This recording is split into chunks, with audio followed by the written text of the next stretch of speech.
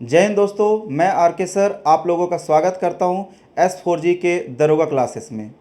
हम लोग इस बैच के तहत जो भी प्रश्न दरोगा में पूछे गए हैं उन सभी प्रश्नों को के साथ उपस्थित हैं।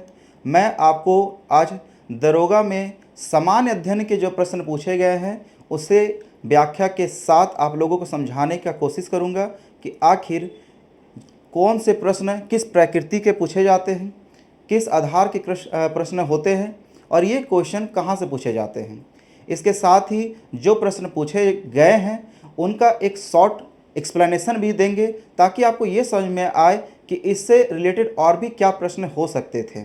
तो ये आज पहला जीएस का सेट 1 है। ऐसे लगातार जो भी सेट है ये भी टोटल एक्सप्लेनेशन वीडियो आपके पास होगा। ये क्लासेस यूट्यूब पे अवेलेबल है। बाकी दरोगा से रिलेटेड जो भी आपको क्लासेस देखने हैं तो आप S4G ऐप को डाउनलोड करेंगे और इसके लिए एक मिनिमम चार्ज रखा गया है, आप उसे परचेज करके वहाँ क्लासेस देख सकते हैं। आप कोशिश यही करें कि इस बार जो दरोगा एग्ज़ाम होगा उसे किसी भी तरह से निकालें। इसमें S4G आपका पूरा सहयोग करेगा। इसके साथ ही पहले हम लोग बच्चों के प्रिपरेशन के लिए हम लोग मॉक टेस्ट रखा करते थे संडे को। टेक्निकल टीम इस पर क्वेश्चन तैयार करती है, हम लोग बहुत इस पर मेहनत करते हैं। अभी ये सैटरडे और संडे 2 दिन अवेलेबल है, आप अपना mock test free of cost दे सकते हैं। इसके लिए आपको प्ले स्टोर से आपको S4G ऐप डाउनलोड करना होगा। आप यहाँ पे टेस्ट देकर देख सकते हैं कि आपकी तैयारी किस स्तर पे है, कितने आपकी तैयारी हो चुकी है। चलिए हम लोग बढ़ते हैं पहला क्वेश्चन की ओर कि फर्स्ट क्वेश्चन 2017 में जो प्रश्न पूछे गए थे उसमें कौन कौन से प्रश्न पूछे गए हैं और वो प्रश्न किस स्तर के थे, किस तरह से क्वेश्चन और आ सकता है। चलिए देखते हैं। तो पहला प्रश्न हमारे सामने है, के वेणुगोपाल को सन 2017 में किस पद पर नियुक्त किया गया था। देखिए ये उस समय का करंट अफेयर था और अभी जो प्रश्न पूछे जाएंगे वो जाहिर सी बात है अभी वर्तमान का पूछा जाएगा। तो पहले का जो करंट अफेयर है वो अभी के लिए एक फैक्ट्स बन जाता है, एक जीएस बन जाता है। तो ये आप हमेशा जब भी पढ़े तो दो टॉपिक्स को इंटरलिंक करके पढ़े, जोड़ कर पढ़े। तो उस समय ये भारत के अटॉर्नी जनरल थे, भारत के महान्यायवादी थे। तो अब इससे रिलेटेड क्या क्या प्रश्न हो सकते हैं, जैसे अभी वर्तमान में कौन है। वर्तमान में आर वेंकट रमनी है, ये 14वां है। इनका जो पोस्ट है, जो क्रम है वो 14वां लेयर पे है। और दूसरा, पहले भारत के महान्यायवादी कौन थे। MC सेतलवाद पहले भारत के महान्यायवादी थे। इसके बाद संविधान में इसका कहाँ उल्लेख है, अनुच्छेद 76 में इसका उल्लेख है। देखिए प्रश्न यहाँ केवल एक था, इससे हम लोग 4 प्रश्न को सॉल्व किए हैं। तो आपको इसी तरह क्वेश्चन को जोड़ने सीखना होगा, इससे और क्या क्या तथ्य निकल सकता है ये देखने आना होगा। अगर ऐसा आप करना जानते हैं तो आपको एक ही साथ बहुत सारे क्वेश्चंस का आंसर मिलता जाएगा और जब एग्जाम में प्रश्न पूछे जाएंगे तो आप वहाँ ना ही जरा सा भी आपको डाउट होगा, कोई कन्फ्यूजन नहीं होगा। चलिए देखते हैं दूसरा प्रश्न। सन 2017 में शांतनु नारायण और विवेक मूर्ति को निम्नलिखित में से किस पुरस्कार से नवाजा गया था। ये दो हैं, शांतनु नारायण और विवेक मूर्ति। इन दोनों को कौन सा पुरस्कार दिया गया था। इनको दिया गया था great immigrants the pride of America. America में ऐसे लोगों के लिए ये प्राइज़ दिया जाता, पुरस्कार दिया जाता है जो अमेरिका के तो नहीं है, प्रवासी हैं वहाँ के लिए, लेकिन अमेरिका के उत्थान में उनका योगदान है। तो ऐसे 2 लोग हैं जो वहाँ उनके उत्थान के लिए काम किए, उनके लिए दिया गया। आप इसे और अच्छे से समझ सकते हैं। ये जो पुरस्कार है the Carnegie corporation of New York द्वारा हर वर्ष वार्षिक सम्मान के तौर पे दिया जाता है, हर वर्ष दिया जाता है। एग्जाम में हो सकता है अगली बार ये पूछ दे कि किसके द्वारा दिया जाता है। दूसरा कि इसमें क्या क्षेत्र शामिल है, किस क्षेत्र में दिया जाता है। तो वैसे प्रवासी लोग जो अमेरिका के उत्थान में अपना भागीदार या अपना योगदान दिए हैं उनके लिए दिया जाता है। तीसरा, इसे प्रारंभ कब से किया गया, तो 2006 से इसका प्रारंभ किया गया है। साथ ही ये 4 जुलाई को दिया जाता है।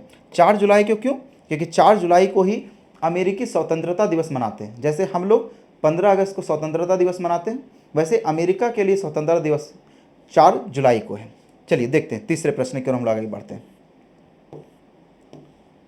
हमारे पास तीसरा प्रश्न है, निम्नलिखित में से किस देश का रक्षा मंत्री सिख धर्म से है।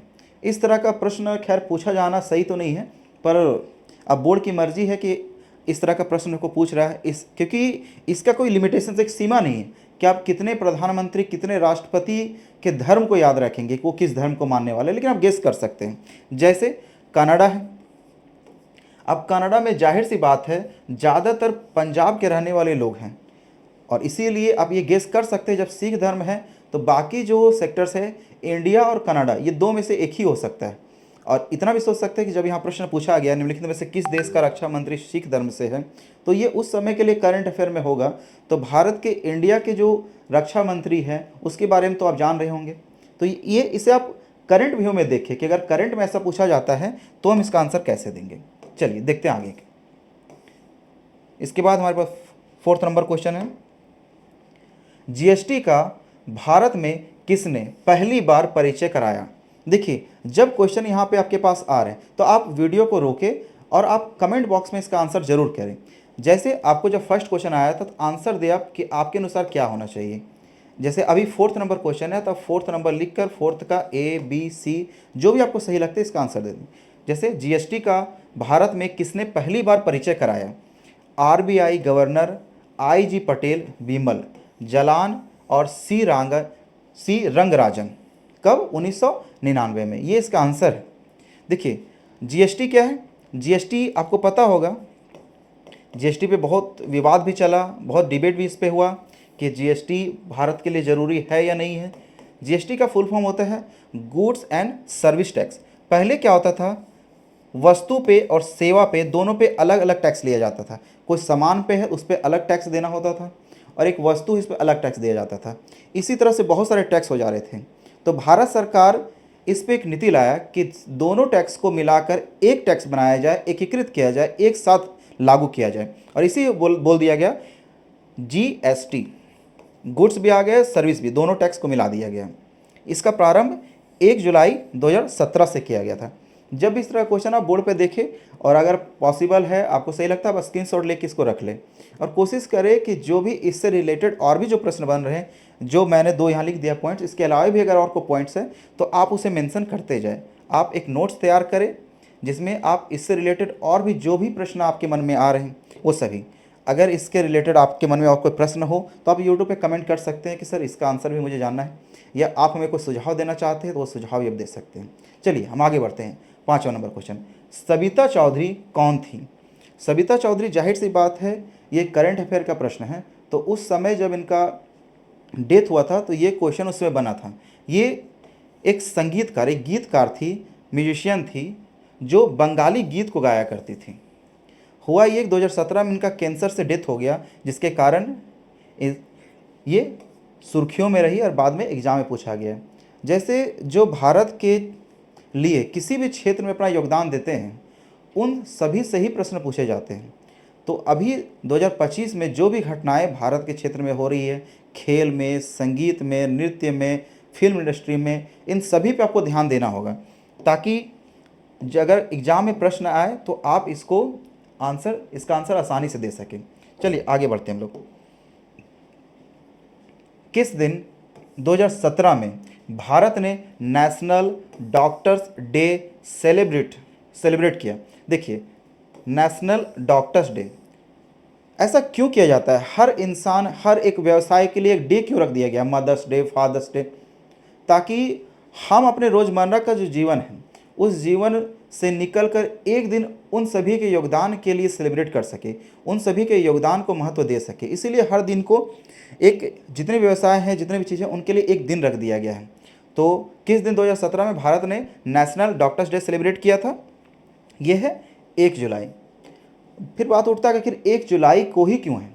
तो देखिए हुआ ये कि जो प्रसिद्ध चिकित्सक एक डॉक्टर है भारत के, और ये पश्चिम बंगाल के पूर्व मुख्यमंत्री भी थे, डॉक्टर विधान चंद्र राय, इनको एक श्रद्धांजलि के रूप में दिया जाता है। इनका ही जन्म 1 जुलाई को हुआ था और इन्हीं के जन्म उत्सव के दिन डॉक्टर्स डे सेलिब्रेट किया गया है। इनकी कहानी, अगर आप इनकी कहानी में रुचि रखते हैं तो ये यूट्यूब पे इनके नाम को सर्च करिए या गूगल पे इनके बारे में डिटेल से पढ़ें। अगर मैं इनकी कहानियों को बताऊं तो वीडियो बहुत लंबा और आउट ऑफ सिलेबस बिल्कुल हो जाएगा। ठीक है, चलिए आगे देखते हैं हम लोग। चलिए 7 नंबर क्वेश्चन देखते हैं। 62वां 2017 में जो हुआ फिल्म फेयर अवार्ड फंक्शन में कौन सी फिल्म बेस्ट फिल्म डिक्लेयर की गई। उस समय 2017 में जब फिल्म फेयर अवार्ड किया गया तो उस समय बेस्ट फिल्म का अवार्ड किसे मिला था? सुल्तान को, सिवाय को, दंगल को या नील बटा सन्नाटा को? देखिए उस समय 2017 में, अभी शायद याद नहीं होगा आपको, दंगल को बेस्ट फिल्म का अवार्ड दिया गया था। अभी जो 2024 में किया गया, इसमें किसे किसे दिया गया? तो अभी जो दो नाम है बहुत सुर्खियों में था, और अभी जो एग्ज़ाम हुआ था उसमें ये दो प्रश्न पूछे गए थे कि जो गंगूबाई काठियावाड़ में आलिया भट्ट ने एक्टिंग किया था, इनके लिए बेस्ट एक्ट्रेस का अवार्ड दिया गया था। और साथ ही रणबीर कपूर को ब्रह्मास्त्र के लिए बेस्ट एक्टर का अवार्ड दिया गया था। इससे रिगार्डिंग और क्या प्रश्न बन सकते हैं कि फिल्म फेयर अवार्ड 21 मार्च 2054 से शुरू किया गया है, और अभी जो 73वां किया गया है वो बम्बई में किया गया है। हालांकि हर बार बम्बई में ही होता है। चलिए आगे देखते हैं हम लोग 8 नंबर क्वेश्चन। पब्लिक प्लेस में वाईफाई की सुविधा भारत की किस सिटी में सबसे पहले शुरू की गई? देखिए कोई भी चीज़ की अगर शुरुआत हुई है तो पहली बार जब शुरू होता है तो उससे रिगार्डिंग क्वेश्चन पूछे जाते हैं, या अगर कुछ में कुछ नया इन्वेंशन किया गया है, नया खोज हुआ है, तो उससे रिलेटेड भी क्वेश्चन पूछे जा सकते हैं। तो जब वाईफाई शुरू की गई थी तो पब्लिक प्लेस में वाईफाई की शुरुआत जो हुआ है ये बम्बई साइड से शुरू है, मुंबई में शुरू किया गया था। एक प्रश्न है जो पूछा जा सकता है कि वाईफाई का फुल फॉर्म क्या होता है? ज़्यादातर हम लोग प्रश्न का वाईफाई का यूज़ तो करते हैं, लेकिन वाईफाई का फुल फॉर्म लोग नहीं जानते होंगे। वाईफाई का फुल फॉर्म होता है वायरलेस फाइडेलिटी, कि बिना वायर का जब हम किसी चीज़ को फैलाते हैं, नेटवर्क को फैला रहे हैं, तो इसे ही बोल दिया जाता है वाईफाई। अब वाईफाई देखते हैं, वाईफाई लगा रहता है, इसके लिए हमको तार को जोड़ने की जरूरत नहीं पड़ती, ये डायरेक्ट कनेक्शन होता है। चलिए आगे देखते हैं। भारत तिब्बत सीमा पुलिस के नए डायरेक्टर जनरल का क्या नाम है? 2017 में जो आईटीबीपी के हेड नियुक्त किए गए थे डायरेक्टर जनरल, उनका क्या नाम है? ये उस समय का करंट अफेयर है। राजीव जैन, आरके पंचनंदा, ललित गोगोई या कृष्णा चौधरी? जो आरके पंचनंदा है ये उस समय आईटीबीपी के डायरेक्टर जनरल बनाए गए थे। देखिए भारत में सीमा सुरक्षा के लिए अलग अलग जोन बनाया गया है। मान लेते ये भारत है, थोड़ा ख़राब है लेकिन मान लेते ये भारत है, तो जो पाकिस्तान से भारत के बॉर्डर की रक्षा करते हैं और बांग्लादेश से जो रक्षा करते हैं इन्हें बीएसएफ बोला जाता है। साथ ही जो चीन से सुरक्षा देते हैं इन्हें आईटीबीपी बोला जाता है। जो नेपाल और भूटान में सुरक्षा देते हैं इन बॉर्डर फोर्स को एसएसबी बोला जाता है, और जो म्यांमार में सुरक्षा देते हैं उसे असम राइफल बोला जाता है। जाहिर सी बात है जहाँ बॉर्डर है वहीं फोर्स की ज़रूरत पड़ेगी, तो अलग अलग जोन बांट दिया गया है कि कौन किस बॉर्डर पर खड़ा रहेंगे, किस बॉर्डर की सुरक्षा कौन देंगे। ठीक है, चलिए आगे बढ़ते हैं हम लोग। क्वेश्चन नंबर 10, निम्नलिखित में से किस भारतीय इकोनॉमिस्ट को 2017 में अंतर्राष्ट्रीय इकोनॉमिक एसोसिएशन का प्रेसिडेंट नियुक्त किया गया है? अलका मालवड़े, एच आर खान, रघु राजन या कौशिक बासु? जो कौशिक बासु हैं इन्हें ये नियुक्त किया गया था। देखिए ये जो भारतीय इकोनॉमिस्ट का लिया गया है ये अंतर्राष्ट्रीय इकोनॉमिक एसोसिएशन, जो अंतर्राष्ट्रीय आर्थिक संघ है, उसके द्वारा चुना गया है इनको। तो अंतर्राष्ट्रीय इकोनॉमिक एसोसिएशन या अंतर्राष्ट्रीय आर्थिक संघ, इसकी जो स्थापना है वो यूनेस्को द्वारा 1950 में की गई थी। ये एक गैर सरकारी संस्था है, एनजीओ है, जो उन इकोनॉमिस्ट को महत्व देती है जो विश्व स्तर पर आर्थिक क्षेत्र में कुछ अलग कर रहे हैं। चलिए आगे देखते हैं। इसके साथ ही अगर आप एक्साइज कांस्टेबल के लिए तैयारी कर रहे हैं तो एक्साइज कांस्टेबल से रिगार्डिंग आप मॉक टेस्ट दे सकते हैं। मॉक टेस्ट के साथ ही आप इसके प्रीवियस ईयर को भी सॉल्व कर सकते हैं। खोरठा, नागपुरी, हिंदी, इन सभी के बुक्स अवेलेबल हैं, और ये बहुत ही कम प्राइस पे टेस्ट रखा गया 349 में केवल। बाकी इससे रिलेटेड जो भी खोरठा की आप किताब लेना चाहते हैं, हिंदी के लिए, नागपुरी के लिए, समान रहते जीएस पेपर 3 के लिए, झारखंड उत्पाद सिपाही के लिए स्पेशल, झारखंड करंट अफेयर, आप झारखंड करंट अफेयर के बुक को देख सकते हैं। झारखंड करंट अफेयर अगर बुक लेना चाहते हैं तो आप ले सकते हैं। ये बहुत ही कंपाइल किया गया, बहुत मेहनत से बनाया गया है रिसर्च करके, इसमें सारे करंट अफेयर्स को जोड़ा गया है। चलिए आगे देखते हैं। 11 नंबर क्वेश्चन देखते हैं।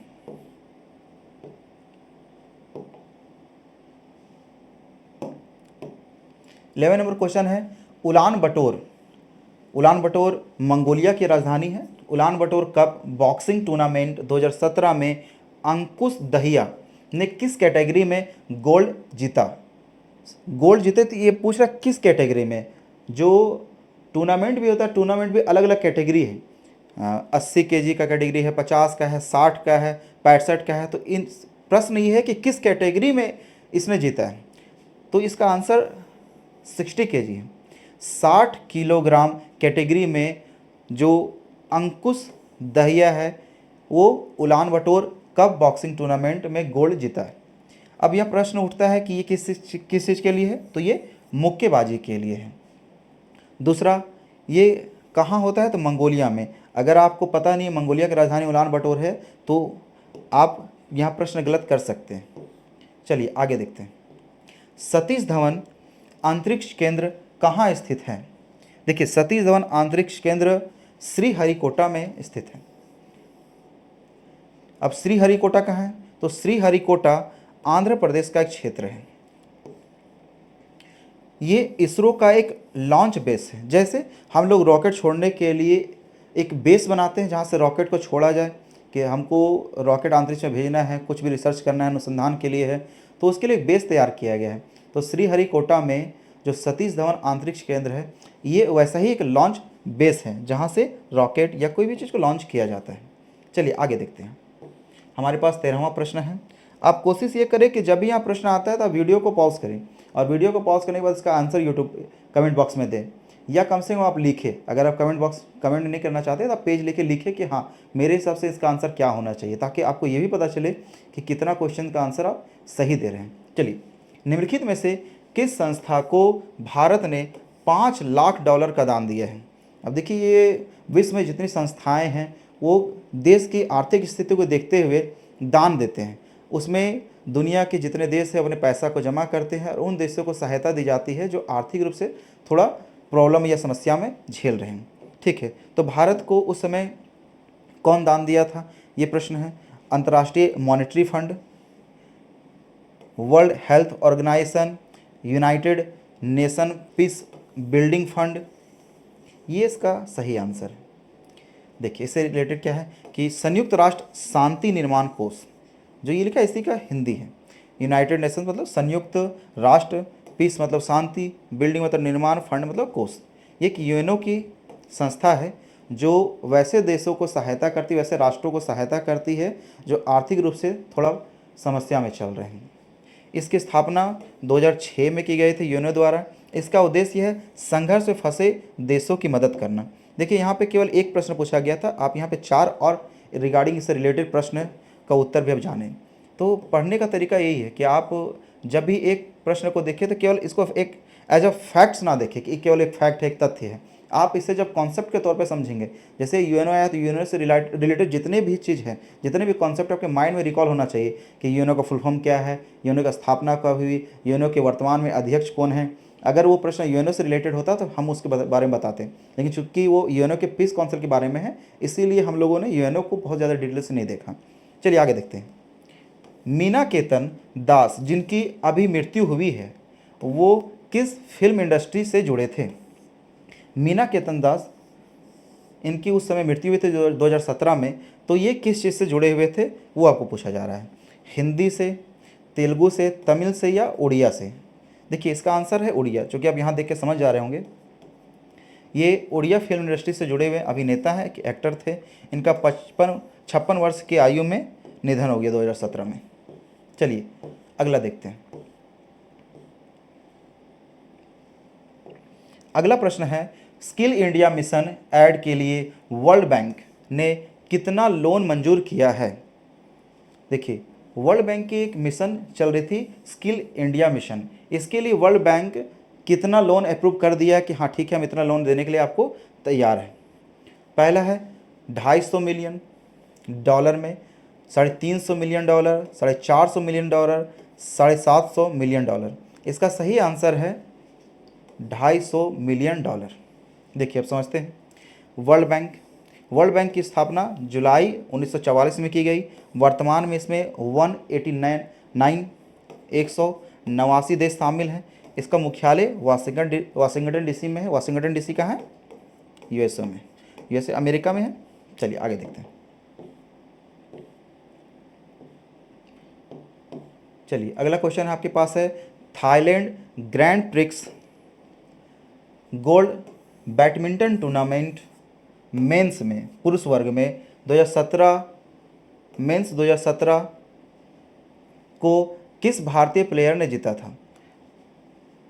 बी साई प्रणीत, अखिलेश दासगुप्ता, किदाम्बी श्रीकांत और अनिल सिंह। देखिए इसे उस समय 2017 में जो जीता था वो बी साई प्रणीत ने जीता था। अब समझिए किस तरह से क्वेश्चन आ सकता है। हो सकता है 2025 का पूछ ले, वीमेन में पूछ ले, क्योंकि पुरुष का पूछा हुआ हो सकता है बैडमिंटन के अलावा दूसरा कोई पूछ ले। तो आप ऐसे प्रश्नों को समझेंगे किस तरह से प्रश्न आता है। प्रीवियस ईयर क्वेश्चन सॉल्व कराने का सिर्फ यही उद्देश्य है कि आप क्वेश्चन की प्रकृति को समझें कि आखिर प्रश्न किस तरह से बनाए जाते हैं। 2007 में इसकी स्थापना की गई थी। चलिए आगे देखते हैं लोग। किस देश ने माइका, माइका बोलते हैं अभ्रक को, माइका का सबसे ज़्यादा डिपॉजिट निक्षेप किया है? प्रश्न है कि किस देश के पास सबसे ज़्यादा अभ्रक का निक्षेपण है, सबसे ज़्यादा अभ्रक कौन निक्षेप करके रखा है? इंडिया, नाइजीरिया, साउथ अफ्रीका या ब्राज़ील? इसका आंसर जाहिर सी बात है इंडिया है। अगर दूसरा होता तो शायद नहीं पूछता। अभ्रक निक्षेप में भारत पहला स्थान है और निर्यात में भी अभी तक पहला स्थान अभ्रक में बना हुआ है। चलिए आगे देखते हैं। 2008 देखते हैं 18 नंबर क्वेश्चन।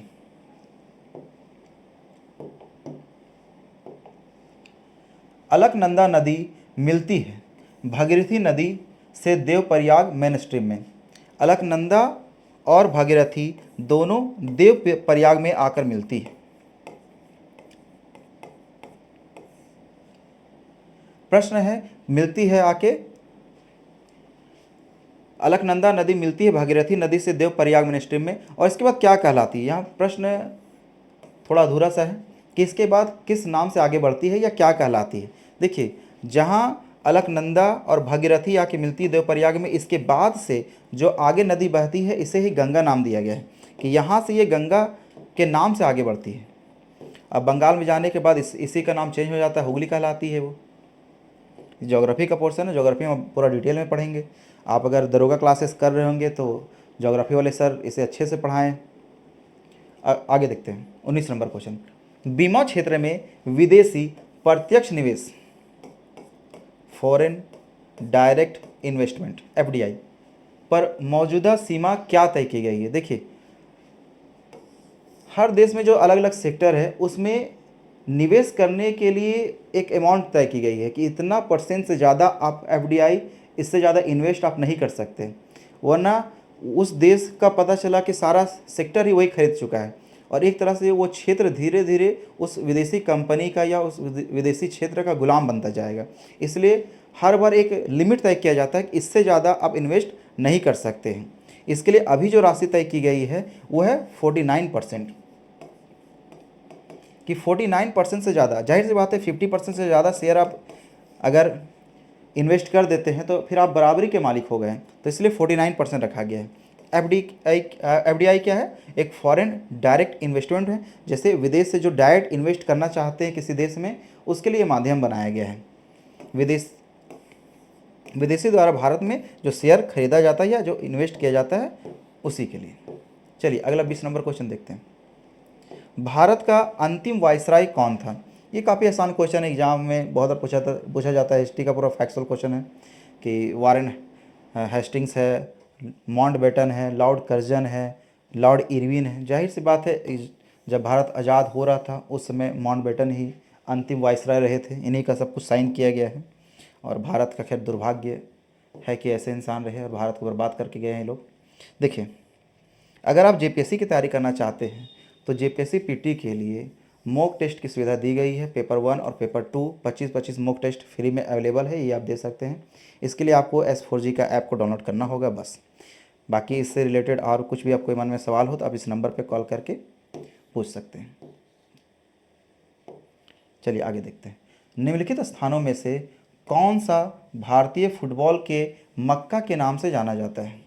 देखिए, भारत का एक क्षेत्र है जहाँ सबसे ज़्यादा फुटबॉलर निकलते हैं और इसीलिए इसे जैसे इस्लाम के मानने लोगों के लिए मक्का पवित्र है, उनका एक स्थल है, उसी तरह भारतीय फुटबॉल प्रेमियों के लिए ये क्षेत्र भारत के मक्का के नाम से प्रसिद्ध कर दिया गया है। ये क्षेत्र आज का जो कोलकाता है, बंगाल का क्षेत्र, कोलकाता को बोला गया है। वजह फुटबॉल के प्रति उत्साह बढ़ाने के लिए। दूसरा, कोलकाता का जो सॉल्ट लेक स्टेडियम है, ये भारत का सबसे बड़ा फुटबॉल स्टेडियम है। आज ये भारत में जो सबसे बड़ा फुटबॉल स्टेडियम है वो कोलकाता में ही है। चलिए आगे देखते हैं। स्विस नेशनल बैंक के अनुसार 2016 में, जाहिर सी बात है जो 2017 के प्रश्न को हम सॉल्व कर रहे हैं तो वो उस समय के लिए करंट अफेयर था। 2016 में जमा रुपयों के संदर्भ में भारत की क्या रैंक थी। जो स्विस बैंक, स्विट्जरलैंड की बैंक है, ये अपने जितने भी खाता धारक है इनकी सूचनाओं को गुप्त रखता है, सुरक्षित रखता है, और इसीलिए भारत के कई करोड़पति मिलियनर्स लोग यहाँ अपना पैसा जमा करते हैं ताकि भारत के टैक्स से बचा जा सके। उस समय क्या इनकी जो स्विस नेशनल बैंक के अनुसार 2016 में जमा रुपयों के संदर्भ में भारत की क्या रैंक है, भारत जितना पैसा जमा किया उसमें से भारत का क्या रैंक है, भारत कितना ज़्यादा भारत के पैसा यहाँ जमा है, उस हिसाब से भारत का जो रैंक है वो 88 है, 88वां रैंक है। ये स्विट्जरलैंड का एक बैंक है जिसकी स्थापना 1906 में की गई थी। चलिए आगे देखते हैं। मैं हर बार बोल रहा हूँ, आप वीडियो को पॉज करके इसका आंसर अवश्य दें। 23 नंबर क्वेश्चन का आंसर दें, आप कमेंट कीजिए कि 23 नंबर का ABCD क्या होगा। कब और कहाँ पर विश्व का पहला लिंग साहित्य उत्सव आयोजित किया गया। अप्रैल 2017 पटना में, मई 2017 हैदराबाद में, मई 2017 मुंबई में, या जून 2017 नई दिल्ली में। इसका आंसर जो है वो अप्रैल 2017 पटना में की गई है। ये लिंग साहित्य उत्सव क्या है, इसे बोलते हैं जेंडर लिटरेचर फेस्टिवल। ये उन लोगों के लिए दिया जाता है जो अपने विचारों का आदान प्रदान करते हैं साहित्य के माध्यम से, जो लैंगिक समानता को प्रमोट करते हैं, लैंगिक भेदभाव नहीं देखते हैं, स्त्री पुरुष में किसी तरह का कोई भेदभाव नहीं करते और अपने साहित्य के माध्यम से, अपने कविताओं के माध्यम से, अपने कहानियों के माध्यम से इन समानताओं को आगे बढ़ाने का प्रयास करते हैं। उन सभी को उत्साह को बढ़ाने के लिए ये आयोजन शुरू किया गया है। चलिए आगे देखते हैं। 24 नंबर क्वेश्चन देखते हैं।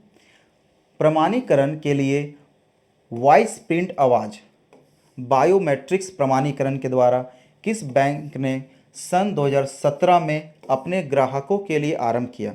देखिए, पहले हम लोग 2017 से पहले और अभी तक बायोमेट्रिक्स से होता है। पहले सरकारी स्कूलों में साइन करना होता था, अब उसमें भी जो सरकारी कर्मचारी है किसी के बदले कोई भी साइन कर दे रहा है, कभी भी साइन करके चला जा रहा है। अब साइन होने के बाद कागज़ पे पता तो चल नहीं रहा है कि साइन कब हुआ है। इसके लिए बायोमेट्रिक्स किया गया कि आप अंगूठा का निशान लगाए, आप किस समय किए हैं, इसमें भी धांधली होने लगा। तो अब वॉइस मैट्रिक्स कर दिया गया कि आप बोलेंगे, वॉइस आपका नोट किया जाएगा। ये जो शुरू करने वाला बैंक है वो सिटी बैंक है। सिटी बैंक C नंबर पे है। आवाज़ के द्वारा सत्यापित करना कि हाँ आप ड्यूटी पे आ चुके हैं। अगला देखते हैं। NITI Aayog, national institution for transforming India. NITI Aayog से सबसे ज़्यादा प्रश्न जो पूछा जाता है वो यही पूछा जाता है। जितने भी एग्ज़ाम भारत में होते हैं लगभग सभी एग्ज़ाम में नीति आयोग से एक प्रश्न तो आ ही जाते हैं। जितने भी वनडे एग्ज़ाम है उसमें क्वेश्चन का स्तर थोड़ा नीचे रहता है, लेकिन जो PCS लेवल के है, UPSC लेवल के हो, उसमें भी नीति आयोग से प्रश्न पूछते हैं।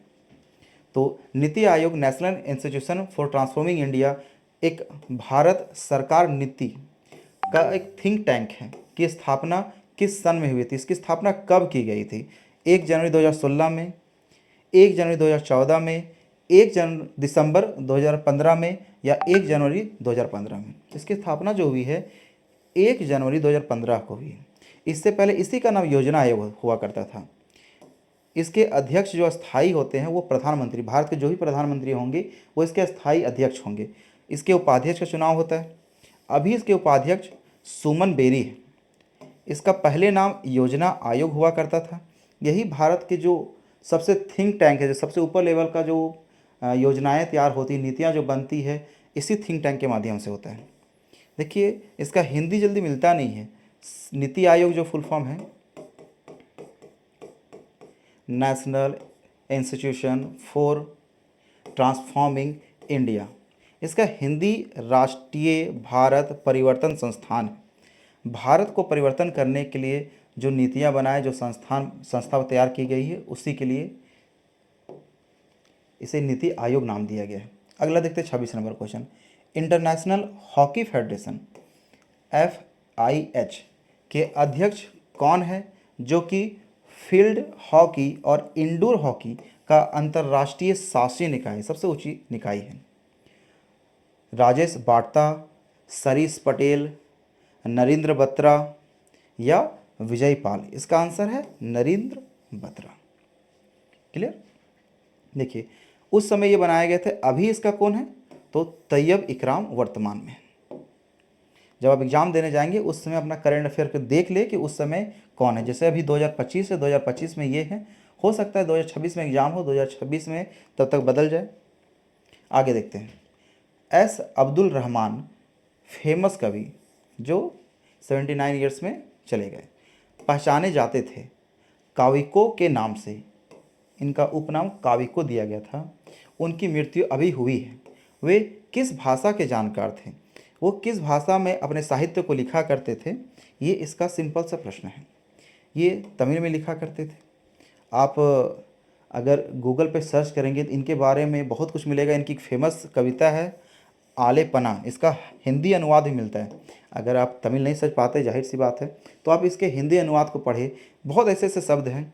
आज जब मैं PDF इसका तैयार कर रहा था PPT, तो इनके बारे में पढ़े थे। इनके शब्दों की गहराई जो है, जो ये कहना चाहते हैं, वो बहुत ही शानदार है। आपको बस इसका हिंदी अनुवाद को पढ़ना चाहिए।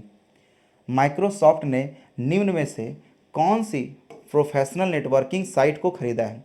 देखिए, माइक्रोसॉफ्ट अब तो बहुत बड़ी कंपनी है, तो अभी हाल ही में एक कंपनी को माइक्रोसॉफ्ट खरीदा है, और वो है लिंक्डइन। जो लिंक्डइन है वो जॉब हायर करती है वैसे बच्चों को जो ऑनलाइन जॉब करना चाहते हैं, या होम घर में रहकर वर्क टू होम करना चाहते हैं, या वर्क फ्रॉम होम करना चाहते हैं, उन सभी के लिए लिंक्डइन एक जॉब का प्लेटफॉर्म है जो दोनों को मिलाती है। एक मिडेबल प्लेटफॉर्म है जहाँ जिसको जॉब रिक्वायरमेंट है और जिसको एक इंसान चाहिए काम के लिए, वो दोनों को एक दूसरे प्लेटफॉर्म के तहत मिला देती है।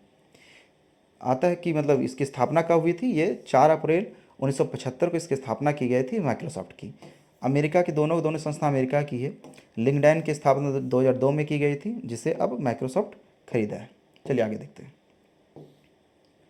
किस व्यक्ति को 44वें मुख्य न्यायाधीश के पद पर नियुक्त किया गया है? CJI chief justice of India के रूप में किसे नियुक्त किया गया है? तो RM लोढ़ा, जगदीश सिंह खेहर और HL दत्तू, TS ठाकुर। जगदीश सिंह खेहर को अभी भारत का CJI नियुक्त किया गया है। 2017 का कहानी है ये, 2017। तो अब ये करंट अफेयर तो नहीं रह गया है, ठीक है। वर्तमान में कौन है अभी? भूषण रामकृष्ण गवई। उस समय वो 44वें थे, अभी ये जो पद है वो 52वें नंबर के हैं। और जो भारत के पहले CJI हैं वो कौन है? हरीलाल जे कानिया। ये एग्जाम में बहुत बार पूछा गया है। चलिए अंतिम क्वेश्चन देखते हैं GS का। परिमार्जन नेगी को निम्नलिखित खेलों में से भारत के सबसे कम उम्र के खेल स्टार से सम्मानित किया गया है। इसके बारे में मैं भी बहुत कम ही जानता था। जब मैं ये क्वेश्चन देखा, उसके बाद जब गूगल पे सर्च करना शुरू किया, तो इसके बारे में पता चला कि 13 साल की उम्र में जीत चुका है। अब हम लोगों को लगता है कि अभी हमारा उम्र ही क्या हुआ है, अभी करने के लिए बहुत कुछ है, लेकिन सोचिए 13 साल की उम्र में ये इतने बड़े पद पे पहुँचना, सबसे कम उम्र का खेल स्टार ये माना गया अभी तक का, मात्र 13 साल की आयु में। 2017 की बात है, तभी एज तो ज़्यादा हो चुका होगा। ये चेस ग्रैंड मास्टर था, ठीक है। अगर पूछा जाए परिमार्जन नेगी किस राज्य से संबंधित है ये, तो ये उत्तराखंड से है, ठीक है। आशा करते हैं कि आपको जितना भी प्रश्न सॉल्व कराया गया, एक्सप्लेनेशन दिया गया, आप को अच्छे से समझ में आया होगा। अगर इसके अतिरिक्त भी आपके मन में कोई दुविधा, कोई प्रश्न बच गए होंगे, तो आप कमेंट बॉक्स में डाल दीजिएगा। मैं उसका आंसर कमेंट बॉक्स में कर दूंगा। ठीक है, आप इसका आंसर देख सकते हैं। अगर आपको लगता है इसका पीपीटी, तो ये पीपीटी आपको टेलीग्राम पे भेज दिया जाएगा, आप टेलीग्राम के अंदर डाउनलोड कर लीजिएगा, और यूट्यूब के भी कमेंट सेक्शन में इसका लिंक को डाल दिया जाएगा। इसके अलावे झारखंड दरोगा या झारखंड के कोई भी एग्ज़ाम से रिगार्डिंग कोई भी आपको इंक्वायरी चाहिए हो, तो आप इस नंबर पे कॉल करें। इस नंबर पे कॉल करने के बाद आपको सारी जानकारियाँ मिल जाएगी। दरोगा का जो बैच चल रहा है, दरोगा बैच के लिए हम लोगों ने प्राइस जो तय किया है वो 749, मतलब बहुत ही कम रखा गया है, ताकि ये उन बच्चों तक पहुंचाया जा सके जो बच्चे ग्रामीण क्षेत्र से हैं और वर्दी पहनना चाहते हैं। ये उन बच्चों के लिए एक ऐसा प्लेटफॉर्म है जहां से वो अपने सपने को निखार सकते हैं, सपने को सच कर सकते हैं। ठीक है, अगर आपके मन में अभी भी कोई प्रश्न बच गया हो तो आप डायरेक्ट इस नंबर पे कॉल करके पूछ सकते हैं। बाकी आप हमें S4G से जुड़ने के लिए टेलीग्राम चैनल, व्हाट्सएप ग्रुप और बाकी ट्विटर हैंडल सभी जगह पे फॉलो कर सकते हैं। इसके अतिरिक्त आपके मन में और भी किसी तरह का कोई सवाल हो तो आप दिए गए नंबर पे कॉल करें या हमें कमेंट करें।